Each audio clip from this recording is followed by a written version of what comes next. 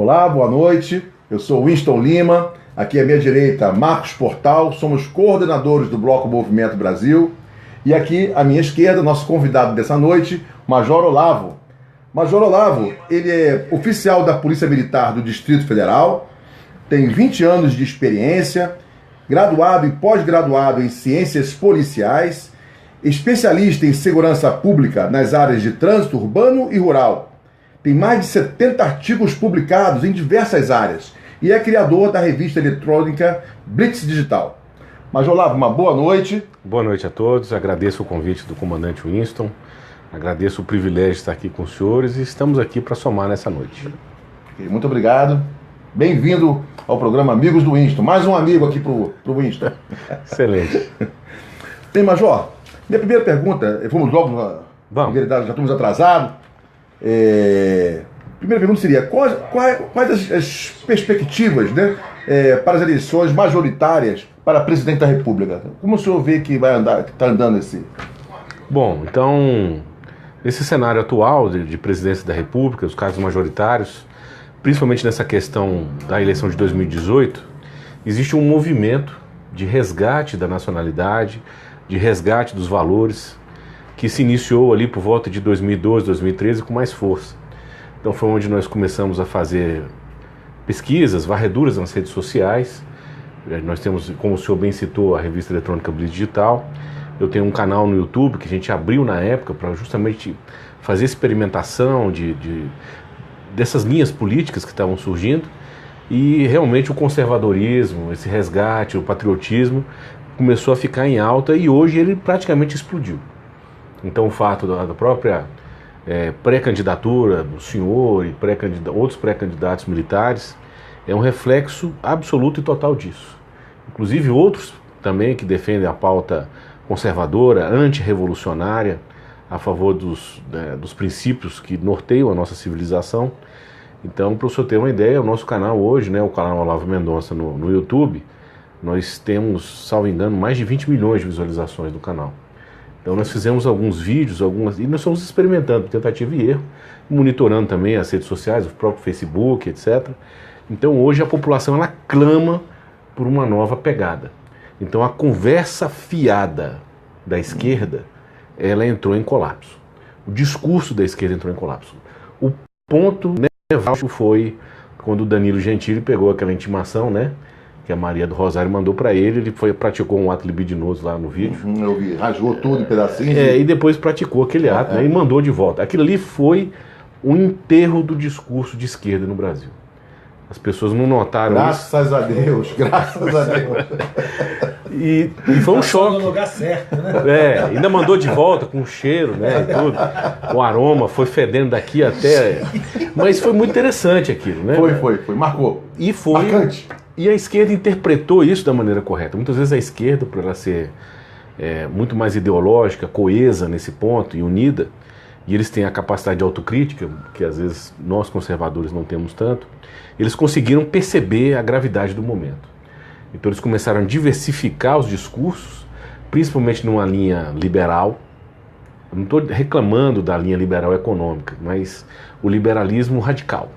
Então você tem a esquerda... libertário, né? Libertinagem, né? Você tem não é liberdade, é libertinagem. Isso. Você tem um materialista de esquerda, que só acredita na matéria, aquela coisa toda, através que o homem vai fazer a redenção da humanidade, através dos meios de produção. E você tem, digamos assim, um materialista de direita, o liberal, né, que acredita também que a pessoa, para ser feliz, você dá dinheiro para ela, pronto, ela não suicida, ela não divorcia, ela não tem problema nenhum, ela não adoece, não tem problema de caspa. E tudo isso é uma besteira. Então nós entendemos que realmente a liberdade econômica é fundamental, mas a liberdade econômica ela tem uma base muito mais sólida, que são os princípios e valores da civilização, que ela está em cima. Então esse movimento agora praticamente só achou o Bolsonaro. Então veio essa onda que varreu o governo do PT, né, varreu aí uma parte da política. Então o jornalista Kleber Ferrich, né, publicou ali no Notebras agora um texto sensacional comentando que o Sérgio Moro ele tem uma senha de atendimento que ele vai dando para os políticos, né, e ele está chamando a senha. Cada político que chega ele manda para o Chilindró e a fila está andando, né. Graças a Deus. Graças a Deus. Então, um grande Sérgio Moro, um herói. Então, o que nós notamos? A velha política, seja ela de esquerda, revolucionária, seja o pessoal, principalmente ali da tornozeleira eletrônica, né? Como o próprio general Paulo Chagas também chama, esse pessoal está em colapso total. E nessa onda que varreu, que todo mundo foi parar a gente na cadeia, foi parar a gente para tudo quanto é lugar aí, sobrou poucos personagens da política que já estavam eleitos. Um deles é o próprio deputado Jair Bolsonaro. Tão odiado e hoje tão temido pelo establishment. Hoje se teme ele com todas as forças. Então, quando, por exemplo, determinados órgãos de imprensa, determinados órgãos de pesquisa publica que o ex-presidente Luiz Inácio Lula da Silva está com 38% preso e ele está com 12%, esses caras estão de brincadeira com a sociedade brasileira. Eles acham que realmente nós somos idiotas. Não, eles acham que, eles têm certeza que nós somos imbecis. E hoje nós vamos comprovar para eles que nós não somos imbecis. Então, o próximo presidente da República, muito provavelmente, a não ser que haja um problema muito grave, que eu acredito que não vai acontecer, será o deputado Jair Bolsonaro. Ele será o presidente, isso daí não tem dúvida. Se ele vai ganhar no segundo turno, no primeiro... Eu tenho medo dessas urnas eletrônicas sem voto impresso, né? Descobrindo uma lei que tem mais de 3 anos. Uma lei de 2015, né? Isso, a questão do voto impresso, comandante, é uma preocupação altamente saudável. Só que as coisas mudaram também. Então, depois daquele famoso tweet, né, do general Vilas Boas, que fez tremer as bases podres da República. As aproximações sucessivas? Não, esse foi do Mourão. Esse foi do Mourão. Mourão. Vilas Boas foi aquele, eu não vou admitir injustiças, algo assim. Aquela conversinha no pé de ouvido da presidente. Na verdade, ele mandou um recado muito claro para um dos órgãos que nós não temos controle, porque o executivo nós elegemos e tiramos, o poder legislativo nós elegemos e tiramos, mas o judiciário hoje no Brasil é uma casta. Uma casta totalmente intocável, que não tem accountability, que não tem... alguns, é claro que a gente não está generalizando, mas alguns se prestam um total de serviço à população. Então você vê de tudo dentro do Poder Judiciário. Então eles se julgavam mais ou menos intocáveis, né, ali, especialmente o Supremo, e estava se cogitando que ia se soltar o presidente Lula, ou ia revogar o mandado de prisão, aquela coisa toda. E teve aquele famoso tuitaço do general Vilas Boas dizendo, não é por aí. E só existem praticamente 2 forças no Brasil que a esquerda revolucionária, esse pessoal tem medo. Os cristãos, que não aceitam a agenda revolucionária, especialmente na questão moral, de jeito nenhum. Então nós temos vídeos aí do ex-presidente Lula defendendo aborto, questão de gênero. Ensinar criança de 6 anos a fazer sexo nas salas de aula? Não, é uma coisa abjeta. Bizarro, né? Abjeta. Então, essa agenda, ela encontra forte resistência no público cristão e também no público, né, que tem valores, e os militares. Por isso que nós somos tão odiados, os militares de Forças Armadas, os militares de Forças Auxiliares, a ponto de a esquerda se juntar em 2013 e tentar extinguir a PM através da PEC 51. Ou desmilitarizar, desarmar a PM. Desmilitarizar é uma nova língua de George Orwell para a extinção. Se você tem uma polícia militar que vai ser desmilitarizada, ela vai ser extinta. Vai ser criada uma outra porcaria aí. A unificação vai ser o quê? Então você tem, digamos assim, 85% do efetivo é policial militar. O restante é policial militar e bombeiro militar, né, na segurança pública, 85%. Então você tem o restante é policial civil. Vamos unificar? Vamos. Então vamos desmilitarizar a PM. Para desmilitarizar 85%, aí vai jogar nos 15%, o 15% vai engolir os 85%. Então ninguém comenta que se vai haver uma unificação, primeiro, ela tem que ser boa para as 2 corporações. Tem que ser uma proposta que seja boa para os militares estaduais e seja excelente para os policiais civis e excelente para os bombeiros militares, para os policiais militares. Tem que ser excelente para todo mundo. Aí a gente faz a unificação. E na minha opinião, em tempos de apocalipse previdenciário, onde estão querendo que os servidores civis trabalhem até os 280 anos, né, ainda mais na rua prendendo bandido, e nós militares ficamos de fora, e ficaremos de fora, né, de qualquer jeito, o que vai acontecer? Talvez vale mais a pena militarizar, digamos assim, incorporar a Polícia Civil dentro da Polícia Militar num quadro de investigação, e eles passarão a ter acesso e as prerrogativas que nós temos que eles não têm. mesmo a parte de saúde, a parte de auxílio odontológico, de educação, colégio militar. Nós temos uma série de benefícios diretos e indiretos e garantias que os policiais civis não têm. E padecem pesadamente disso. Mas, Olavo, já que você entrou nessa área de segurança pública e é um especialista na área, diz para nós, acha que o próximo presidente vai ter segurança pública como prioridade? E se esse presidente que a gente acredita que seja Bolsonaro, tu acha que ele vai realmente priorizar e conseguir dar um rumo aqui para a nossa segurança pública do país? Com certeza. Porque o que acontece? A grande expectativa da população em cima do próximo presidente, eu estou falando do próximo presidente, né, que vai governar para o povo e não para os seus interesses pessoais. Então, atualmente eu só enxergo o presidente como o possível Bolsonaro. Presidente, como o deputado Jair Messias Bolsonaro. Com você 100%. Né? Então, Tá ligado aí, pessoal? Então seria ele. Então, são dois aspectos que o senhor comentou. Então, naquela dialética... Quem for o presidente vai priorizar? E se for o Bolsonaro, o que de diferente a mais poderá ter, né? Com certeza. Então, se for o presidente, o Jair Bolsonaro, com certeza ele vai priorizar. Se forem outros, não. Então, nós tivemos outros que estão no espectro meio liberal, meio de direita, né? Aí teve aquela questão das invasões de terra. O Bolsonaro falou assim, não, eu sou a favor de que o proprietário rural tenha um fuzil para se defender. Nós tivemos um vídeo que correu na internet inteira, lá em Anapu, no Pará, onde o irmão de um senhor foi assassinado numa invasão de terra, e ele fez um vídeo desesperado, com a camisa toda manchada de sangue. Então, e o outro candidato falou que, se eleito for, dá trator. Pro sem terra ir lá e roubar o trator e matar ele também.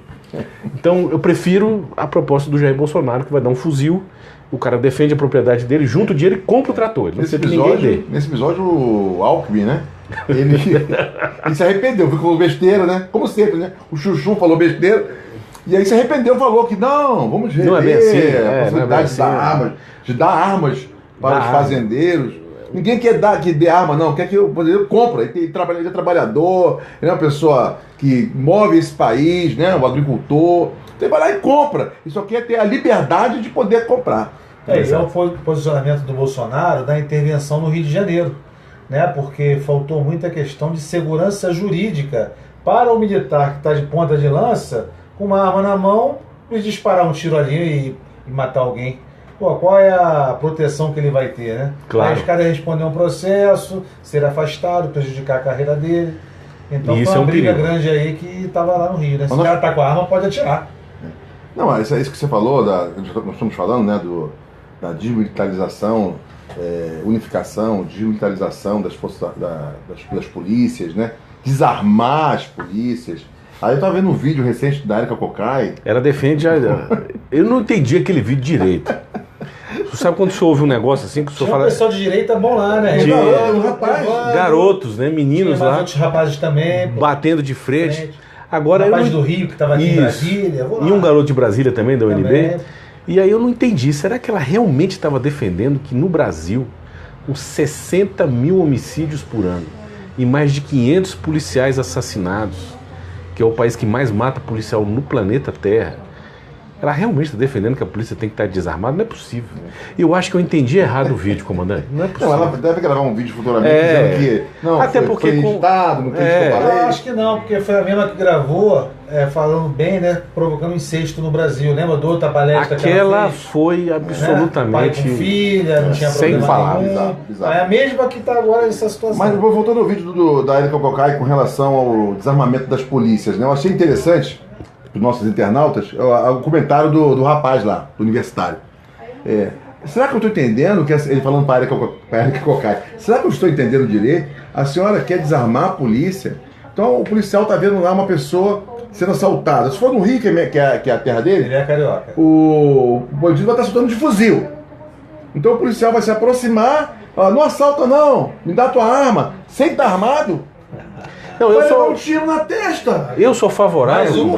Gente, esse pessoal da esquerda, pelo amor de Deus, não vote nessas pessoas.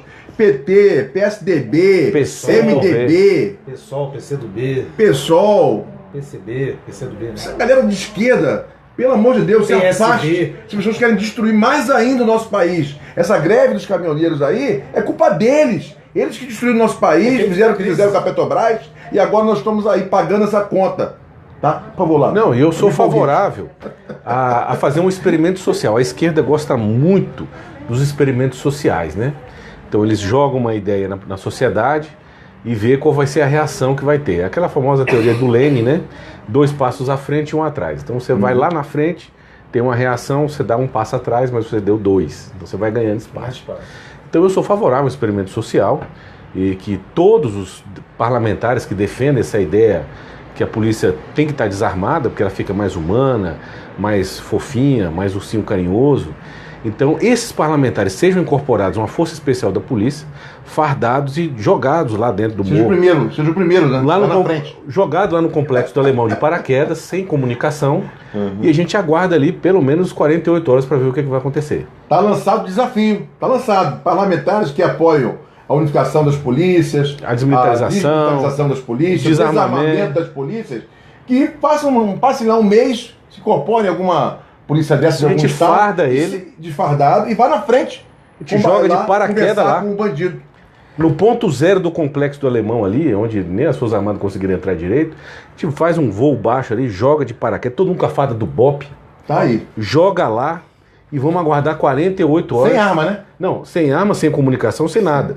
E aí eles, no diálogo dialético com a criminalidade, vão ver se eles conseguem. Porque se eles conseguirem, eu tenho certeza que toda a criminalidade vai descer do morro cantando Imagine e soltando pomba branca. E acabou a guerra civil no Rio. Acho que eles não vão concordar. Na verdade é o seguinte, né? São um bando de hipócritas. Pessoas que não merecem os cargos que ocupam. E contamos com o povo brasileiro para tirar todos, um a um, todas essas pessoas que são, na verdade, inimigos do país, inimigos do povo brasileiro. Não precisa nem longe. Freixo, no Rio de Janeiro, foi candidato agora a prefeito do Rio. Ele pregava isso também, mas tinha pessoal da PM destacado na Assembleia que fazia segurança dele. De fuzil. Pô, de fuzil, quer dizer, presta tanto que não precisa ter armamento, mas ele tem a segurança dele. Ou seja, vale pra mim, mas pros outros não, entendeu? Só olha a hipocrisia. É sempre essa hipocrisia. Ele odeia a polícia militar, mas na hora de ter pessoas treinadas com o ethos do guerreiro militar para proteger a vida pessoal dele, são PMs. São PMs. Ele é a favor do desarmamento, mas para ele são PMs armados de fuzil. E quando ele vai fazer o discurso, que foram as propostas dele, né, que virou motivo de gozação nacional, ele falou que não se combate crime com polícia, se combate crime colocando postes de luz na rua.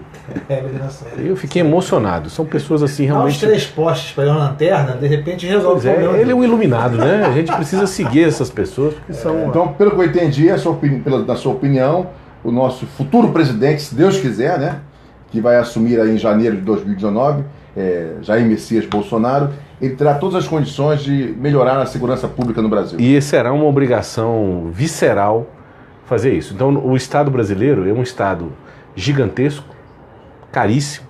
Então, nós pagamos, né, praticamente 6 meses de trabalho por ano de impostos. Hoje eu descobri, um contador amigo meu me contou que surgiu um novo imposto. Não sabia que tinha sido aprovado. Diz que tem um imposto que tem que sair na nota fiscal eletrônica agora, que é o imposto contra a pobreza e não sei o que lá, para financiar esses projetos aí. Também não sabia disso. Então, depois eu vou até pesquisar isso melhor. Então, é um Estado gigantesco, triste, que tem um monopólio do combustível. A gente está sofrendo na pele o que é um monopólio do combustível de uma empresa absolutamente nojenta, que é a Petrobras, né, que deveria... Não é extinguir a Petrobras ou vender a Petrobras. A primeira coisa que tem que fazer é quebrar o monopólio dela. Se quebrar o monopólio dos combustíveis, dos Correios, esses monopólios do Estado, imediatamente a coisa equaliza. Então, por exemplo, juntamos nós 3 aqui, alugamos um caminhão-tanque, fomos lá num país desse daqui, da fronteira aqui com o Brasil, num posto Petrobras, que a gasolina é 100%, não tem álcool, não tem cal, não tem meio fio, não tem nada dentro da gasolina. Gasolina, água, a gente pega, coloca a gasolina no caminhão-tanque, compra por lá por R$ 1,90 e mercenariamente vendemos aqui em Águas Claras por R$ 2,50. Se a gente tentar fazer isso hoje, a gente é preso. Então a gente tem que imaginar que primeiro quebrar o monopólio. Se é uma empresa tão maravilhosa assim, ela com certeza vai vender o combustível. É muito mais barato do que o... Claro, igual nos Estados Unidos. Nos Estados Unidos, que não é um país autossuficiente em produção e refino de petróleo, o combustível custa 60 centavos o litro. Então eu acredito que no Brasil, a meta que o pessoal está discutindo aí, não, se baixar para... Porque o brasileiro é o seguinte, né? Dê um beijinho na nuca, ele derrete. Não, se baixar para R$ 3,90 a gente já alivia, deixa para lá. Eu acredito que a meta é o quê? É fazer a economia girar de tal ponto. Por que aqui a gente não pode ter um litro de gasolina a 60 centavos? Como no resto do mundo, né? E o diesel a 30, como no resto do mundo. Então a gente está tão acostumado a ser acharcado, roubado, que se a gente fala uma coisa dessa, o pessoal, esse cara é maluco. E não é. O Brasil não é autossuficiente em petróleo? Não tem o refino, não tem plataforma, não tem pré-sal. Nós estamos pagando, na verdade, a conta do roubo, né? Do roubo do PT, o roubo do MDB, o roubo do PSDB, o roubo do PP. E o que nós temos a ver com isso? Se esse roubo, alguém tem que pagar o rombo é tão grande, quebra-se um monopólio, vende-se o cacareca aos pedaços, para não ter também um monopólio privado, porque na verdade esses pilantras, o que eles querem? Eles querem sair do monopólio do Estado para o monopólio do Jorge Soros. Aí também não adianta. Então, por exemplo, eu vejo demais isso. Esses liberalzões aí vão privatizar tudo. Não, privatizar em que termos? É muito melhor quebrar o monopólio primeiro, para deixar o mercado respirar e girar. Ver como é que vai ser a receptividade, né? E vigiar para eles não concentrarem em mercado de novo. A gente depois está com 5 contos de gasolina de novo, do que simplesmente privatizar. Aí vem uma corporação internacional bilionária, um Jorge Soros, compra, enche de propina o pessoal do governo e a gente continua com 5 contos de combustível dando dinheiro e o dinheiro vai todinho para fora. Circulou um vídeo essa semana, anteontem, né? Um posto de gasolina Petrobras, no Paraguai, cidade fronteiriça com o Brasil. Eu vi esse o rapaz filmou uma moça, a né? frentista, assim, uma mulher lá. Com o uniforme da Petrobras do Brasil, quer dizer, deixou bem claro. Aí quanto é que está o litro da gasolina? R$ 2,62. E ontem aqui em Águas Claras, um outro vídeo, R$ 9,99 litro da gasolina.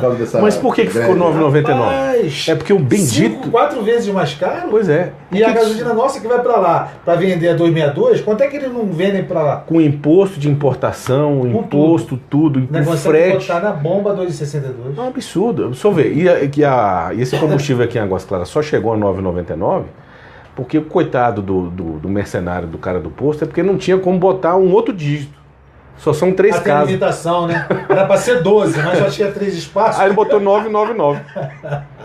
Agora a gente chegou num colapso. Mas foi fechado esse posto aí, parece. Acho que baixou depois. Reclamaram, baixou para 6 e... Uma multa de R$500 mil, isso é verdade. Não, isso foi nos WhatsApp, né? Não sei se é verdade. Mas teria fechado e colocaram uma multa de R$500 mil. Acho que seja R$4,50, que é R$4,40, com R$5. É quase metade do preço. Mas, Major Olavo, Bolsonaro, então, na segurança, a gente debateu aqui, a gente está vendo que realmente ele tem condições de implementar uma segurança de qualidade no país. É a obrigação número 1 dele. Mas nas outras áreas, saúde, educação, mobilidade, será que ele vai conseguir obter uma maioria no Congresso Nacional? Que é uma coisa que eu sempre defendo aqui. O pessoal não adianta votar só no Bolsonaro. Tem que votar em deputados e senadores que apoiam o Jair Messias Bolsonaro, para que ele tenha uma ampla maioria no Congresso e possa mudar o nosso ordenamento jurídico para que realmente tudo isso que nós desejamos que ele faça, ele consiga fazer. Qual a sua opinião? Ele vai conseguir ter uma maioria no Congresso? Ele vai conseguir fazer essas mudanças tão necessárias para que a educação melhore, a saúde melhore, a mobilidade, a infraestrutura do país como um todo melhore? Comandante, isso é fundamental. Porque, primeiro, ele tem essas condições de fazer isso, ele é uma pessoa preparada para isso, inclusive politicamente. Então eu vejo assim, o pessoal comenta muito que se acontecer alguma coisa com ele, o próprio general Mourão falou isso no programa da Joyce Hasselman, que ele é o plano B. E assim, eu acredito que se eu fosse de esquerda, nesse momento que o general Mourão falou isso, eu viraria Bolsonaro de carteirinha de nascença. Por quê? Porque o general Mourão, é claro, é um cara muito preparado também, espetacular. Sou fã dele. Só que ele não tem uma experiência política, de trato político. Ele é um general. Então ele vai ter uma visão muito mais objetiva e muitas vezes ele vai negociar, ele vai ter menos margem de manobra para negociação. O Bolsonaro, como ele tem mais de 20 anos de Congresso Nacional e ele conhece as lideranças, ele vai conseguir construir algumas soluções, mas no acordo político que para o Brasil e para a governabilidade, no primeiro momento, pode ser muito bom. Não que ele vai deixar de ter aquela energia para poder resolver os problemas, mas ele vai ter, digamos assim, mais tato político, até porque ele vai conhecer os atores profundamente. Então, o que acontece? Nessa questão hoje, se nós, eu falo para o nosso público, se nós não só votarmos. O pessoal fala, não, eu vou votar. Votar só não é o suficiente. Hoje o brasileiro, principalmente o pessoal de esquerda que está acuado, eles estão desesperados, eles estão trabalhando 24 horas por dia, tirando dinheiro do bolso, fazendo o que pode para tentar manter o mínimo de quórum de esquerda em qualquer cargo de poder. E nós, conservadores, o que a gente faz? Não, eu vou votar nele. E acabou. E aí eu vou assar meu churrasco, vou beber cerveja, vou assistir a Globo. Então isso não resolve o problema. Votar é fundamental.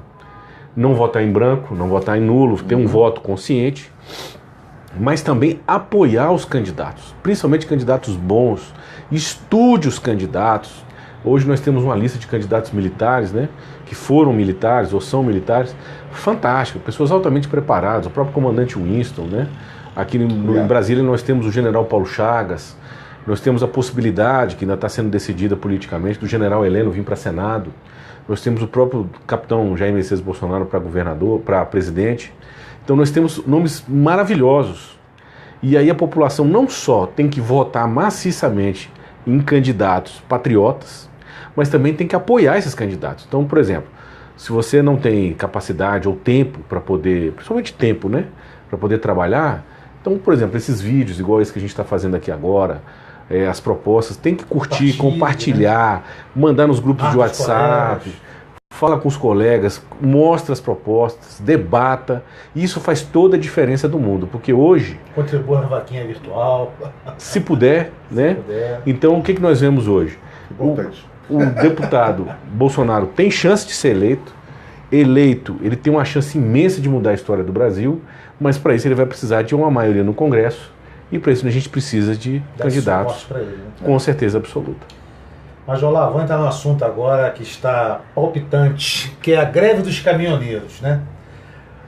Muita gente está preocupada, não se discute muito se a greve é legítima, todo mundo acredita que seja, né? O valor de combustível é um preço exorbitante, alguém tinha que levantar a voz por algum motivo e a classe conseguiu, nem a esquerda conseguiu isso, mas os caminhoneiros conseguiram realmente paralisar o país.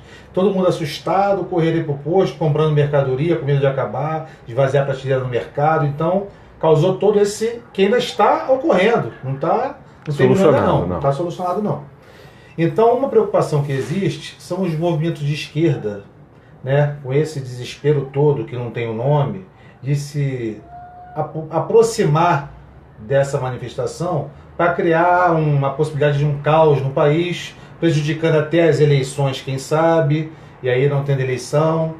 Mas sobre essa greve, assim, na avaliação do cientista, como cientista político, né, ela tem alguma ligação política, viés político, acha que é apenas os caminhoneiros, questão de preço de combustível? Porque só no antagonista, por exemplo, que a pauta 1 deles é voto impresso. Ou seja, a greve vai perdurar até o voto sem decidirem do voto impresso, você baixar o preço do diesel, já acaba a manifestação. E as implicações disso no Brasil, nesse contexto? Dá para dar uma... Sim, perfeito. Antes de eu responder, eu queria dizer que nós somos favoráveis aos caminhoneiros, claro, apoiamos os caminhoneiros. É uma classe sofredora, né? Um trabalho árduo, trabalho né? difícil, complicado, horas e horas ali dirigindo um caminhão, pouco tempo para descansar, o preço do combustível lá em cima, então o lucro deles fica muito pequeno. São roubados, né? Muitos são assassinados nas nossas estradas por falta de segurança. Então é uma classe que a gente tem que olhar com muito respeito, muito carinho, porque nós devemos a nossa comida, né, de cada dia, a nossa gasolina ali que a gente bota no posto, essas pessoas corajosas que enfrentam essas estradas do Brasil, que os governos da esquerda nos propiciaram, né? Estradas hiper mal construídas, hiper inseguras, né?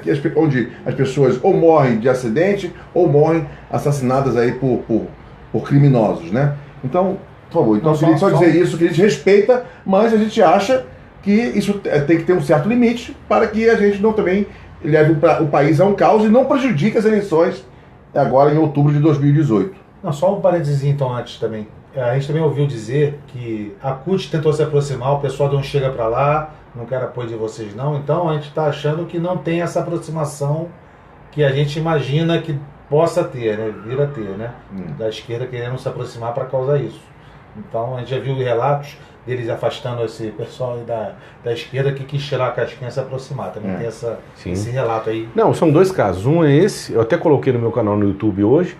Para quem não assistiu, é o pessoal lá em São Paulo fazendo aquele bloqueio da via. E aí chega o pessoal da CUT com os veículos lá tentando dar quentinha. Ou seja, os caminhoneiros com fome, na pista, no sol, aquela questão toda. E aí eles quase deram um cacete neles lá e deram passa fora. Para correr. Que não quer nem saber. Então, primeiro, isso já demonstra que não é. Né? Que não é. E a gente sabe disso porque no movimento do impeachment, lá da ex-presidente Dilma, nós acompanhamos esse movimento dos caminhoneiros. Então foi muito pesado o apoio dos caminhoneiros à causa pró-impeachment. Aconteceu, inclusive, deles fazerem uma carreata lá no centro de Brasília e tudo, e porque o comandante do trânsito ter permitido que essa carreata chegasse próximo do Congresso, ele perdeu o comando à época. Então a gente nota assim que existia todo aquele movimento de pressão, né? E realmente a causa deles é legítima. Foi aquilo que os senhores comentaram, né? A gente tem que fazer um exercício de imaginação, imaginar que esse copo que foi fabricado em Santa Catarina, esse celular que foi fabricado em Manaus, esse forro que foi fabricado em Minas Gerais, eles não caíram do céu aqui nesse momento. Então eles foram fabricados, embalados e transportados para que fossem adquiridos aqui na nossa cidade. Tudo isso aqui veio via rodovia, até porque as ferrovias do Brasil foram totalmente saqueadas e destruídas. Aqui, ao lado de onde a gente mora, aqui em Águas Claras, tem uma via férrea que mal usa para transportar minério e terra. Eu nunca vi usar trem pesado para transportar terra. Então a gente teria a possibilidade de transportar carga, transportar pessoas. Então a infraestrutura do Brasil, que está totalmente degradada. O fluvial também não é estimulado. Um país cheio de rios, né? De mar, então a matriz, né, de transporte de grande rodoviário. É rodoviário. E aquilo que o senhor comentou. Então nós temos esse caso, primeiro, né? Dos caminhoneiros dando um cacete lá no pessoal de esquerda e mandando correr, e outro é a gente imaginar o que é. Ninguém sofre as mazelas do Brasil tão na flor da pele como o caminhoneiro. É o dia a dia na rua. Por quê? Porque a política econômica interfere. Porque ele paga um imposto estúpido para poder adquirir o caminhão. Tem aquele caso do cara, o caminhão é fabricado no Brasil e é vendido na Argentina pela metade do preço. Então, desde o caminhão, aos insumos, ao pneu, ao combustível, tudo no Brasil é acharcante. Ele, na hora de ele fazer o transporte dele, as regras são totalmente desumanas do frete. As estradas péssimas, sem segurança. Pedágio caríssimo, porque é o pedágio que é uma solução factível, desde que barata, equalizada, né? Vira uma máfia, como tudo no Brasil. Então o cara, por exemplo, ele pega uma carta de frete, ou pega uma carga daqui para o Pará, é um Deus nos acuda, ele não sabe se volta vivo. Aquela história de índio. E os índios, se você pegar o índio, dependendo da região do Brasil, e dar um baculejo nele, pegar a identidade, o nome dele é Schultz, né? Então ele chama Miller, Schultz. Então hoje qualquer um pode ser índio. Botou um cocá na cabeça, pintou a cara, tá com a camisa da seleção brasileira, é índio. Então o pessoal simplesmente pratica crimes dentro da rodovia. E aí todo mundo é acharcado, roubado, e não tem a quem recorrer. Hoje o Brasil é um país sem lei. Aquilo que os senhores comentaram, né? Por que o foco do Bolsonaro tem que ser segurança pública e defesa nacional? Porque o foco da existência de um mal necessário chamado Estado é a segurança pública e defesa nacional. É Platão na República. É a defesa da cidade interna e externa. Então hoje no Brasil nós temos uma política totalmente defasada de defesa nacional, os militares com um achatamento salarial, sem estrutura de investimento, totalmente, né, desmotivados, sucateados. A segurança pública no Brasil é uma piada de mau gosto. Um país que tem 60 mil homicídios por ano, 50 mil estupros. Qualquer autoridade pública que senta para dar uma entrevista para falar que está tudo bem é um psicopata. Então não tem outra alternativa. Então hoje o que nós notamos? O Brasil, o que nós precisamos é segurança pública e defesa nacional. Essa questão que o senhor comentou de saúde, a própria educação pública, a mobilidade, eu acredito que se ele fizer um eixo forte segurança pública e defesa nacional, porque estão correlatos. Segurança das fronteiras, a droga, o armamento, aquela coisa toda. E botar, por exemplo, igual o Paulo Guedes, né, que é a sugestão dele lá para ser o ministro da Economia, e ele conseguir desburocratizar a economia, reduzir a carga tributária, liberar a competição, a coisa vai andar naturalmente, porque vai chegar um ponto que qual é o ideal, digamos assim? O ideal não é a igualdade radical e a utopia é um delírio, não existe utopia, não existe céu na terra. O que existe são sociedades mais equalizadas e menos equalizadas. Então, se todos nós tivermos a capacidade de poder aquisitivo melhor e maior e mais competição, eu não vou precisar do governo para poder pagar a educação. Mais dinheiro na mão do cidadão, né? Eu vou pagar um colégio público, eu vou pagar um colégio privado, porque o colégio privado vai ser baratinho, cabe na minha despesa. Claro. Eu não vou usar o hospital público, vou pagar, porque é baratinho, vai ter muito hospital, muita clínica. E aí o que acontece? Só vai usar o público aquela pessoa que realmente não tem condições financeiras. Agora, a segurança pública e a defesa nacional não tem jeito, é o Estado. Então, se ele batalhar nessa linha, mesmo que nos primeiros 2 anos ele gaste focado só na segurança pública e defesa nacional para estabilizar o país, e depois nos outros 2 anos ele libere a economia e faça um trabalho bem feito, ele vai fazer o melhor governo da história do Brasil. Sim, mas não tenho dúvida, não tenho dúvida. Até mesmo porque é uma pessoa honesta, né? Pessoa honesta. De boa fé. Tem Deus no coração, né? É patriota. Então é tudo que nós precisamos, né? Competente, senão não estaria lá 5 mandatos como deputado federal. Honesto. Honesto. Então, honesto. Eu não tenho dúvida que é a solução para o nosso país. Mas, falando um pouquinho agora do Distrito Federal, quais são, assim, as suas perspectivas para as eleições majoritárias aqui para o governo do Distrito Federal? Excelente pergunta, comandante. Nesse cenário que nós estamos mapeando aqui, desde o ano passado, vai haver uma polarização muito interessante aqui em Brasília. Nós temos a esquerda, que está se aglutinando com o governo atual, que é o governo do PSB, né, que é o Partido Socialista, e o pessoal da esquerda vai ter uma tendência a se alinhar com ele, mesmo ele tendo uma dificuldade grande agora na questão de popularidade, aquela coisa toda. Mas a esquerda vai procurar se alinhar, porque eles estão muito fragmentados, o apoio está escasso, então se eles não se unirem, aí realmente eles vão ser atropelados. Então eles devem se unir um bloco, aquele bloco mais da esquerda, PT, PCdoB, PSB, PSOL, eles devem procurar um alinhamento, nem que seja num segundo turno, né? Deve ser o Hollenberg, né? Exatamente, é a reeleição do governador Hollenberg. Então ele está trabalhando, ele está fazendo obras agora e tudo, então a rejeição dele está diminuindo. O índice tudo que ele não fez nos últimos 3 anos, ele está tentando fazer agora. E para a população não importa, né? Para a população não importa. Ele realmente, nesse momento agora do primeiro semestre, ele está trabalhando, diminuiu a rejeição e aumentou o índice de votação dele. E ele está monitorando isso. Então a esquerda vai ter uma tendência de se aglutinar. Nós temos o pessoal dito de centro, né, que estava se aglutinando ali no candidato Geoffrão Frejá, que é um candidato também que já vem, é conhecido, já trabalhou no governo, foi secretário de saúde, é uma personalidade respeitada no Distrito Federal, mas ele está com muita dificuldade de agregar os interesses do grupo todo. Mas o Felipe está com ele, não está? Aquela história, aí não está. Então, muda! Né?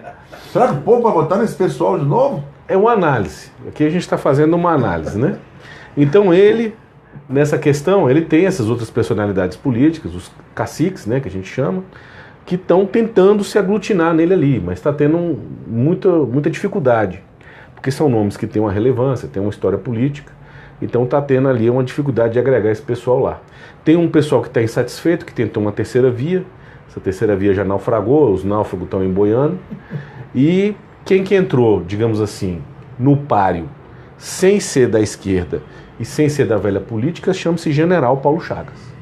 Então o General Paulo Chagas, pré-candidato a governador pelo PRP, ele veio numa costura, inclusive com o deputado Jair Bolsonaro, né? Então ele tem o apoio total e restrito. Mas Bolsonaro é do PSL, e ele do PRP. Isso. Mas estão juntos. Estão juntos. Porque o que acontece? O PSL nacional... Isso aí é bom, só o pessoal aqui, o nosso internauta, essa esclarecimento aqui é importante. Por que PSL Bolsonaro não apoia PSL-DF, apoia PRP, que é o General Paulo Chagas aqui no DF, né? Exatamente. Então, houve um princípio, né, um acordo político para que o general ele tivesse no PSL. Esse acordo não se efetivou, e esse acordo ele foi, inclusive, costurado com o pessoal do PRP, tanto nacional quanto regional, então era para fazer uma fusão dos dois, no bom sentido, né? Não literal, mas uma sinergia, né? Mais que uma coligação, uma sinergia de trabalho. Mas aí o diretório regional do Distrito Federal do PSL, ele está com um ente político que não quis se alinhar. Então é um problema interno do partido, eles não conseguiram resolver em tempo hábil. O general permaneceu no PRP, onde ele está bem filiado, onde tem todo o apoio, inclusive da Executiva Nacional. E aí o deputado Jair Bolsonaro veio a Brasília e declarou não só o apoio irrestrito e total ao general Paulo Chagas, como também disse, né, chamou as pessoas para acompanharem aí a caminhada do general junto com ele, como ele também falou que todas as pessoas que iam votar no PSL ou se candidatariam pelo PSL deveriam vir para o PRP. Então nós recebemos grandes personalidades, né, aqui do DF que se aglutinaram no PRP e o PSL praticamente ficou vazio, né? E é um problema interno do partido, eu não vou entrar no mérito, mas isso é importante. Então o general está no PRP, é um candidato 100% apoiado pelo deputado Jair Bolsonaro, ficha limpa. O próprio presidente do PSL Nacional falou que estava apoiando o PRP aqui. Que é o presidente, o Gustavo Bebiano. Ele é um grande amigo, né, e colaborador do general. Então o apoio do PSL ao general Paulo Chagas é total. E o general Paulo Chagas, justamente pela personalidade que ele tem, por ele ser quem é, então é um militar, né, um general, uma carreira de mais de 38 anos de bons serviços prestados ao país, o general que serviu como adido militar em Londres, tem uma carreira brilhante no Exército, tem um conhecimento vasto de várias áreas, então ele escreve muito. Eu falei dos meus artigos aqui, o último levantamento que nós fizemos, o general tem mais de 200 artigos publicados, então ele escreve de todos os assuntos. Hoje ele publicou um artigo sobre a questão aí dos caminhoneiros, os artigos dele são sensacionais, e ele é uma personalidade... Está lá na página do Bloco Movimento Brasil, o artigo do general Paulo Chagas, não deixe de ler. E quer conhecer alguém? Leia o que ele escreve. Então você quer conhecer como que a pessoa pensa, os valores, os parâmetros que ela tem de realidade, é ler o que ela escreve, o que ela assina. Então ele é aquilo ali. Além de ser uma pessoa extremamente competente, e hoje ele está vindo justamente nessa questão que o senhor falou. É um cara, uma personalidade que tem a capacidade de administração, é honesto e tem uma competência muito grande. Tanto é que não chegaria a general se assim não fosse. E ele começou nas pesquisas no ano passado com um traço, né, um ponto alguma coisa, e hoje corre aí, eu li artigos até em vários sites, alinhados com outras correntes políticas, que ele estaria com 5 a 6% aí de intenção de voto. Ele está em segundo lugar, então? Eu não acredito que esteja ainda em segundo lugar, mas que ele está chegando, e eu acredito que à medida que as pessoas forem conhecendo o trabalho dele, o pensamento dele e a proposta dele, porque é uma proposta extremamente pragmática, ele vai resolver os problemas do Distrito Federal, que são problemas assim, a gente não consegue sair na rua sem cair com o carro num problema chamado buraco, sem pegar um engarrafamento, sem ter um problema de segurança. Então, os problemas do Distrito Federal, ele vai ter uma pegada muito mais ativa para resolver, até pelo pensamento dele de militar, mas ele também tem essa capacidade humana de enxergar os problemas, as pessoas. Então, a tendência, pelo menos é o que nosso cenário a gente está avaliando, é que muito em breve realmente ele já chega aí até na casa dos 10%, que o presidente, o candidato, o pré-candidato à presidência da República, Jair Bolsonaro, tem entre 15% e 20% de intenção de voto em Brasília, por enquanto. Então, a tendência é que pelo menos a metade desses votos migrem para o general e depois migrem quase que na sua totalidade, se houver um trabalho bem feito. Então, se ele tiver com os 10%, aí sim, o general estando com 10%, ele já praticamente fica em segundo lugar, já vai para segundo turno. Então, hoje, o que nós precisamos? Que a sociedade de Brasília entenda esse cenário. E você tem a esquerda, que governou Brasília desde 2010, a gente sabe como a esquerda levou a gente para esse buraco que nós estamos. É o cenário atual, que quer perpetuar mais 4 anos. Nós temos o pessoal da velha política, que também nós já conhecemos. E nós temos o novo, uma personalidade nova, uma pessoa com outra cabeça, sem essas dificuldades do cenário político de Brasília, e que tem uma pegada muito mais... que a gente brinca, né, no meio militar, né, operacional. Então a gente acredita que no dia 1º de janeiro já vai ter máquina na rua, arrumando a cidade, aquela coisa toda. Então é uma personalidade que nós acreditamos eu pessoalmente, as pessoas que conhecem ele pessoalmente, Eu acredito 100%. que ele fará um... É o meu candidato. É uma chance muito grande da gente Não mudar a vejo outra história. pessoa. Muita gente que eu converso não conhece ele. Tem alguma... Será que tem... É pouco conhecido ainda da população aqui do DF, né? Sim. Será que é em função disso que ele tem um percentual de 6% mais ou menos? A pesquisa que vocês fizeram? Nesse aspecto o senhor está completamente certo, né? Então existe um desconhecimento da massa da população. Então teve o pré-lançamento da campanha do general e esse pré-lançamento repercutiu, inclusive na mídia de massa. Então as pessoas estão começando a saber Quem é? que que existe um pré-candidato ao governo do Distrito Federal Fora da politicagem. que é um general. Pô, tem um general pré-candidato a governador, eu não sabia disso. Para mim, administrador. que é intrínseco. Quando você fala que ele é um general, ou que é um coronel, ou que dependendo, claro, das pessoas, né? A gente não está só generalizando. Mas as pessoas trazem isso no imaginário, principalmente da patente máxima das carreiras militares. Então, ele é um cara, uma personalidade que está bem formada, né? Que tem uma formação de gestão. Então, um general que comandou uma brigada inteira, ele é um gestor público de alta... Foi comandante dos dragões, né?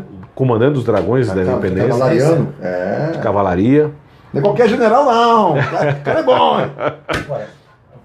Agora mudando um tema que Vossa Senhoria é graduado e pós-graduado de trânsito.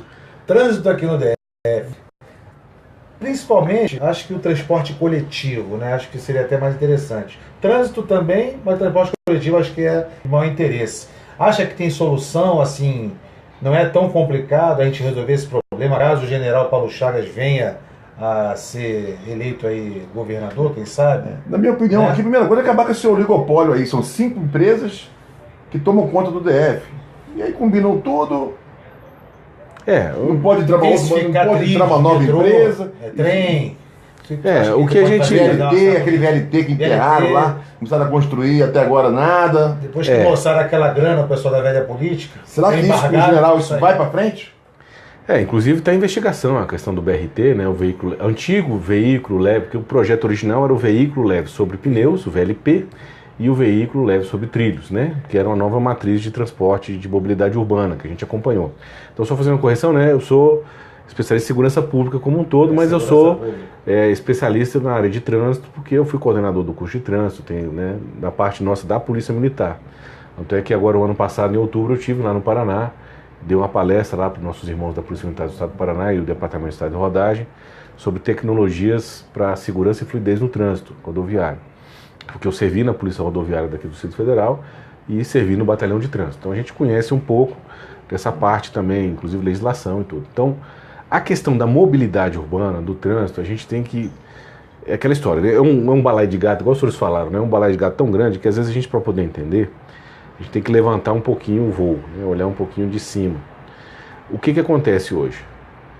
O deslocamento das pessoas é um direito. É um direito. Eu tenho direito. É um direito a me locomover, é ir e vir. Então, se o senhor, por exemplo, o senhor gosta de andar de bicicleta, é uma coisa. O senhor gosta de andar de metrô. O senhor não se importa em usar um transporte coletivo. E, por exemplo, tem uma outra pessoa que ela não quer saber, ela quer comprar o carro dela, recolher os impostos, pagar o IPVA, pagar e ter uma pista para ela poder chegar num trânsito normal lá no plano em 20 minutos. Então nós temos que agregar dentro do Estado essas soluções, essas matrizes, respeitando a liberdade de escolha. O que não pode é botar uma arma na cabeça do cidadão, engatilhar, aí o cara compra um carro, paga o dobro do valor do carro, ou o triplo do valor do carro. Em 20 anos ele pagou o valor do carro, que já é um absurdo, de IPVA, e ele olha pela janela e fala, bicho, vou ter que ir no metrô. Ele entra no metrô e vai lá, igual uma lata de sardinha, e pagando o IPVA do carro e não consegue usar o combustível. Então, quando tem combustível para comprar, né? Meu Deus do céu. Então é aquela questão da liberdade. Que país é esse? Então é aquela questão da liberdade. Então, às vezes a gente criticava um pouco mais incisivamente o pessoal, os cicloativistas, né? Que tem um pessoal agora que anda de bicicleta que ele não quer só andar de bicicleta. Ele quer mudar a matriz de transporte coletivo com base num gosto pessoal dele. Isso é bem de esquerda isso aí. Os cicloativistas. Então, por exemplo, aí... O de direita que anda de bicicleta, ele pega a bicicleta e anda. e volta. Quem quer ir de ônibus, quem quer ir de carro, vai com Não, Deus. eu só tenho aqueles Agora, protestos. da esquerda não, né? Da esquerda, não, eu gosto de bicicleta, porque todo mundo anda de bicicleta. Não, porque é anticapitalista, né? Porque o cara vai pedalar, aquela coisa toda. Lá em São Paulo eles fizeram um protesto onde vai, sei lá, 200 pessoas peladas andando de bicicleta no meio da rua, né? Para emocionar as pessoas. Então, esse tipo de conduta, né, é muito engraçado, assim, mas não resolve nada. E dá um engarrafamento louco. Então, o que acontece? Nós temos que entender essas matrizes. Então, primeiramente, a gente precisa desobstruir os nós que o trânsito do DF tem. E é um negócio tão simples que se você fizer, dependendo da tecnologia, você bota um sistema, em 10 dias ele mapeou todos os gargalos de trânsito do DF. Todos. Imediatamente o sistema já começa a apontar soluções de engenharia, de ações... Um sistema que faz isso? Vários, até o próprio Google faz isso, pelo Google Maps. Não tem isso? Eu não sei. Eu não entro no mérito do... Falta vontade política, né? Então, o que eu estou falando assim, são de ferramentas disponíveis para você, primeiro, mapear, diagnosticar e solucionar. Por exemplo, nós temos a operação estrutural, uma das maiores operações de inversão viária do Brasil, que acontece há 20 anos. Mais de 20 anos. Então, o que acontece? Você tem 2 vias, expressway, né, que para a área aqui de oeste para o plano piloto, e chegou uma hora que ela esgoelou. O volume de veículos é maior do que a capacidade da via. Então o que se optou a fazer? Uma operação de emergência, de guerra, onde os policiais vão lá com cone, fecha os acessos da via e inverte o fluxo dela para dobrar a capacidade de deslocamento de veículos. Estrutural, tem isso. O que era uma ação de emergência tem 20 anos que está em emergência. Nada mais duradouro que o temporário. Né? E nada melhor e mais barato do que o PM carregando um cone para fechar a via. E é um risco maluco que tem que ter. Então, além de você não usar essas ferramentas, obviamente que essa via que está esgoelada, você já tem que ter uma perimetral para poder sair ali da épia e jogar lá para 0,70 direto, ou jogar lá para 180, porque você tem terreno ali vazio. Então, hoje as soluções são simples. Algumas soluções, por exemplo, aqui na saída de Águas Claras, na DF-075 aqui, né? Na 079 aqui, na Estrada Parque Vicente Pires, para pegar a 085, que é a DF ali da EPTG, a gente sabe que se fizer 2 faixazinhas ali, do lado direito ali, desapropriar aquela área que está na área de domínio de rodovia, agora. Do lado direito ali, para poder a pessoa pegar direto e ir embora, para pegar ali depois o viaduto e pegar a 087, já praticamente acabava. A entrada... Acho que estão fazendo. Está fazendo a linha do trem. Aqui na saída não estão fazendo ainda. Então, e a outra coisa, a entrada de Águas Claras aqui, onde o ambiente que a gente se encontra, já era para ter um viaduto há muito tempo. Então, são algumas soluções viárias que você tem que aplicar e é uma matemática. Então, por exemplo, você tem um cruzamento, você tem um volume X de carro, você deixa o cruzamento sozinho, porque o volume é tão pequeno, a preferência sempre é da direita, então o cara espera o cara da direita e eles vão se ajeitando. Um volume de carro 2x, você já tem que botar uma rotatória. 3x, você tem que botar um sinal. 4x, você já tem que fazer uma solução viária, você tem que botar uma obra de arte, você tem que botar um viaduto, alguma coisa. O problema de Brasília hoje é que você tem uma rotatória, você tem um sinal de trânsito com 100x de volume de trânsito. Como é que você tem as 3 arteriais, que é a 075, Estrada Parque no Bandeirante, 085, Estrada Parque Taguatinga, a 095, que é a Estrada Parque Ceilândia, né, a estrutural.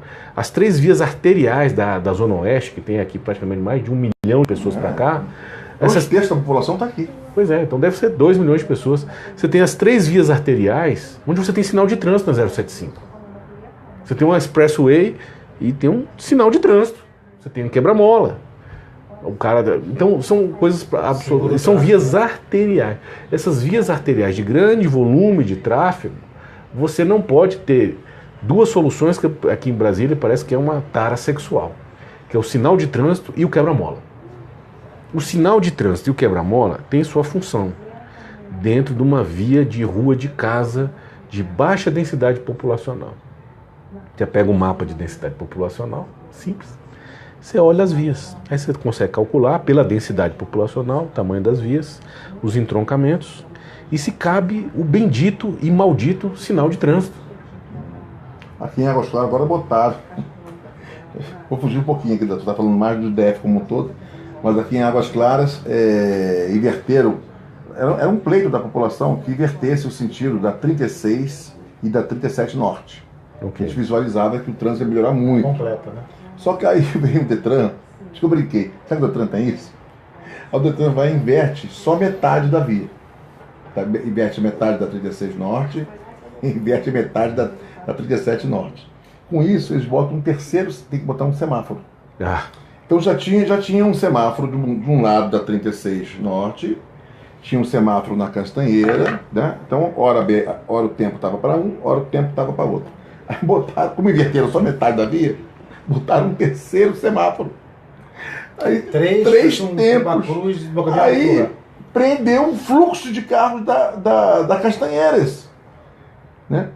E aí e obrigou os carros que antes cruzavam a Castanheiras, como agora inverteu metade da via foi invertida, não pode mais ir direto. Aí você é obrigado a entrar no fluxo principal de carros, que é na Castanheira. Aumenta o fluxo de carros.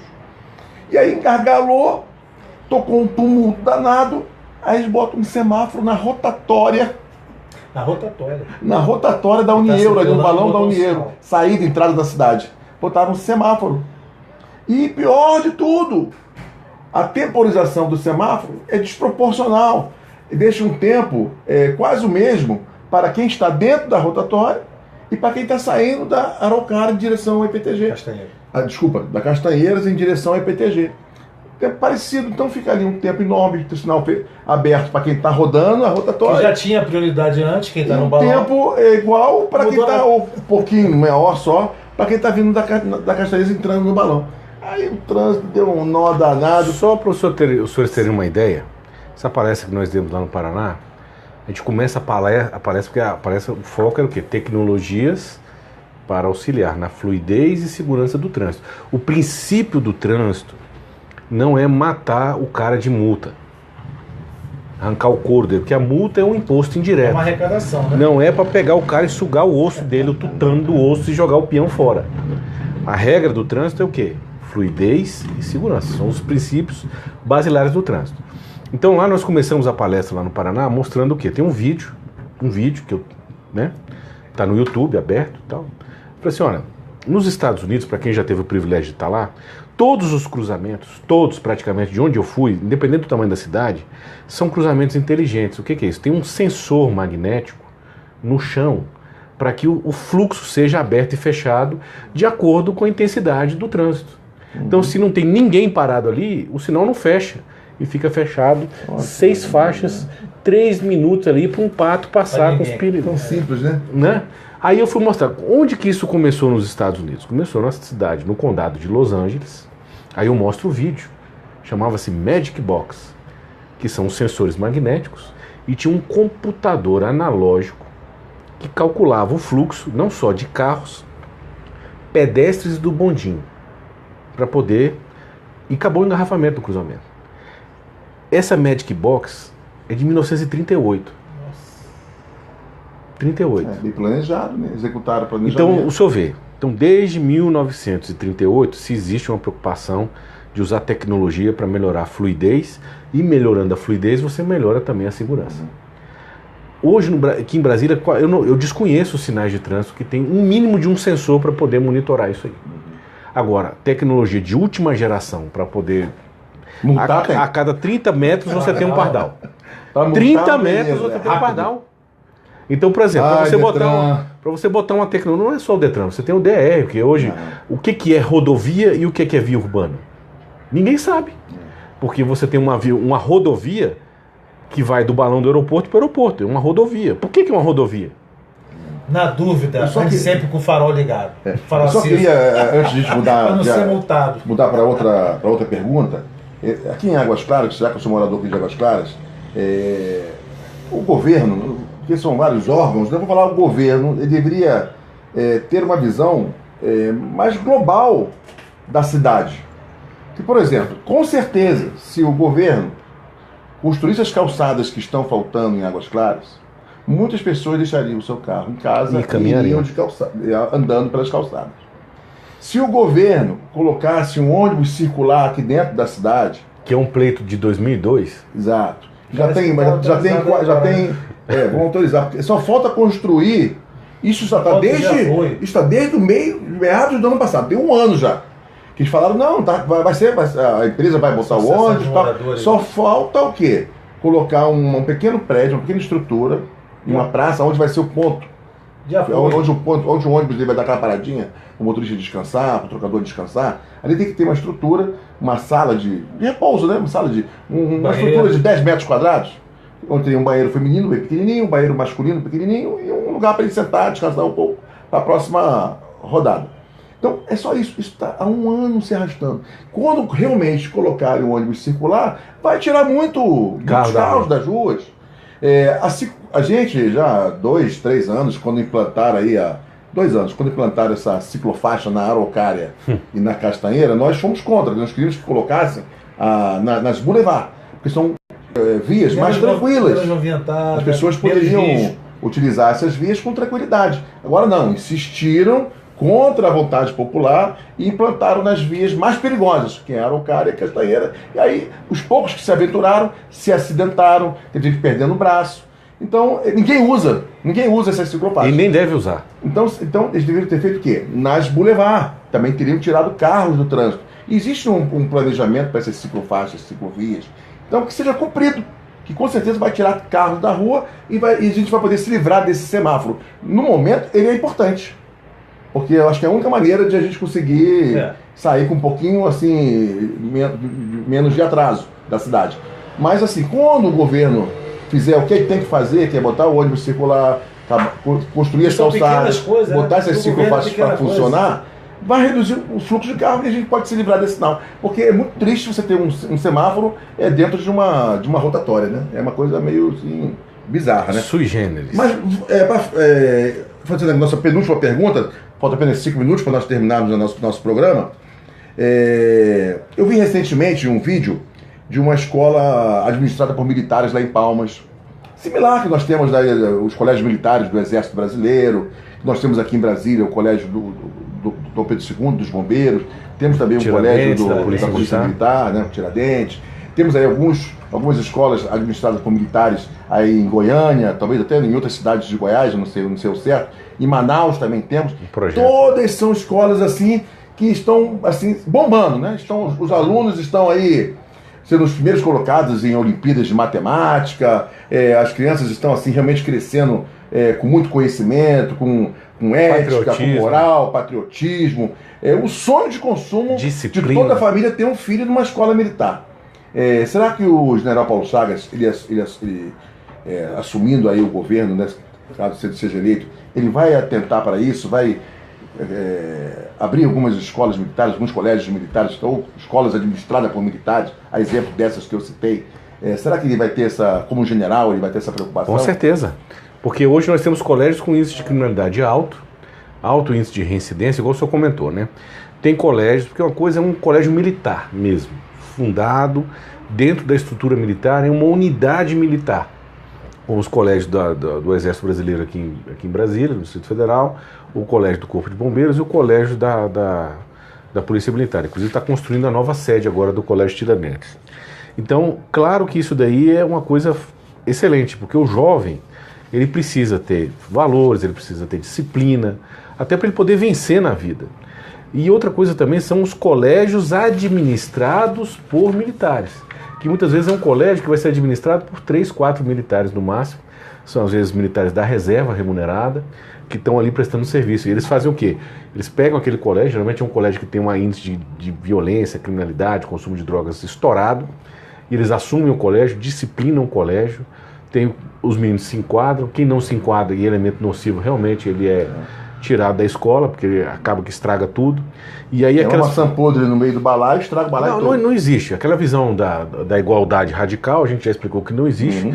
Tem pessoas que querem um futuro. Tem mérito, né? Quem merece fica, quem não merece não fica. Então faz ali essa situação, como teve agora em Natal, né? Em Natal teve um projeto lá de um capitão que, sozinho praticamente, assumiu o colégio lá da área da companhia dele, pintou o colégio, os meninos almoçavam, parece que era um pedaço de ovo.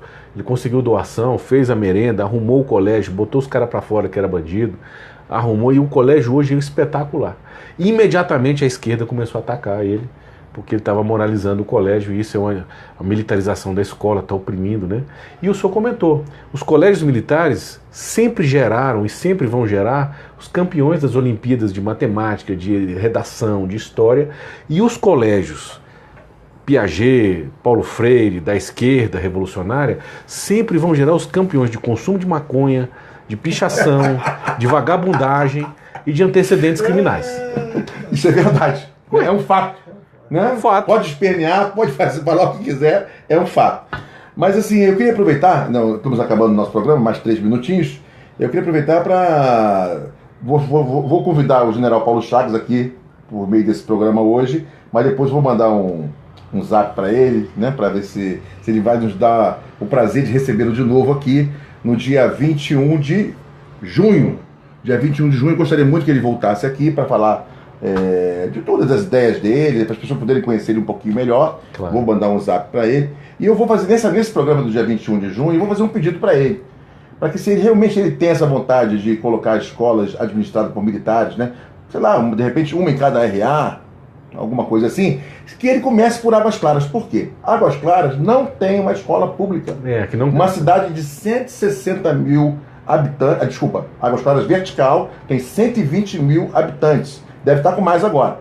E não tem uma escola pública. Tem no Areal, que também pertence à região administrativa de Águas Claras. São 44 mil lá. Mas não tem aqui na Águas Claras Vertical. E nós temos pessoas aqui que têm uma renda baixa, que precisam de colocar seus filhos numa escola pública. Então, já que nós não temos, que a primeira escola militar do DF, se ele for implantar, administrada por militares, se ele for implantar, que seja implantada aqui em Águas Claras Vertical. Com certeza o povo de Águas Claras vai aprovar muito essa ideia, vai valorizar muito a pessoa dele como governador, se ele fizer isso, né? E eu também... Escola Pública General Paulo Chagas, né? E eu queria já divulgar aqui, que eu aqui, o meu amigo aqui, Marcos Portal, vamos cair em campo para organizar um evento, né? Um encontro, onde seria mais assim, um debate entre a população e o general Paulo Chagas aqui em Águas Claras. Nós não temos o lugar ainda, o local. A gente pretende que seja um local de 300 a 500 pessoas, né? Existem algumas opções aqui na cidade. E a gente gostaria muito que ele viesse no dia 26. Então, general, já estou fazendo um convite. Será numa terça-feira, 26 de junho, tá? E seria importante a presença do general, quiçá, por ser uma terça-feira, que de repente o nosso capitão Bolsonaro, o nosso futuro presidente da República, esteja presente, possa também estar presente. Então já estamos marcando de propósito uma terça-feira para permitir que isso possa vir a acontecer. Né? Mas de qualquer maneira, a presença do general Paulo Chagas será muito importante para todos nós aqui. Então estamos encerrando o nosso programa. Queria que o nosso Major Olavo desse suas considerações finais. Bom, eu queria primeiramente, claro, agradecer o privilégio de estar aqui com os dois comandantes. Foi um programa excelente, a gente acredita no projeto, principalmente no projeto do Bloco Brasil, que é um projeto sensacional. A cidade aqui de Águas Claras, eu fui um dos moradores aqui muitos anos, moro na região de Águas Claras até hoje, mas eu morava aqui na parte, né, de prédios, e a gente sabe que sempre faltou um parlamentar que defendesse a cidade.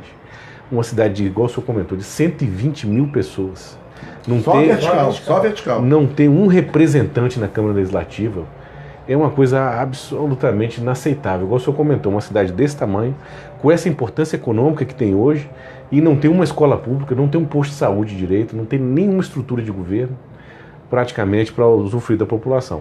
Então, agradecer o privilégio, a gente está à disposição. E para aqueles que se interessarem também, não deixe de acessar lá o www.blitzdigital.com.br. Você pode repetir?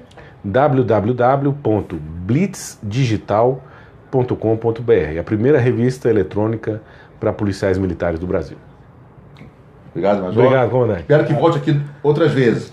Chamou aí, Marcos Portal. Não, só agradecer aqui ao Major Olavo, realmente foi enriquecedor aí o programa hoje, muita informação, permeamos aí várias áreas, vários setores, política, cidadania, então foi bem proveitoso, espero que o nosso internauta também tenha gostado, né?